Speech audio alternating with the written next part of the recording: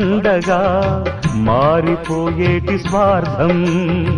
తల్లిని తాడిని డబ్బుతో తూచుబేరం, రక్తమే నీరుగా తెల్లబోయేటి పంతం. కంటికి మంటికి ఏకధారైన శోకం, తలపై విధి గీత ఇలపైనే వెలసిందా. రాజులే బంట్లుగా మారు ఈ క్రీడలో, జీవులే పావులైపోవు ఈ కేడిలో. ధనమే తల్లి, ధనమే తండ్రి, ధనమే దైవమా.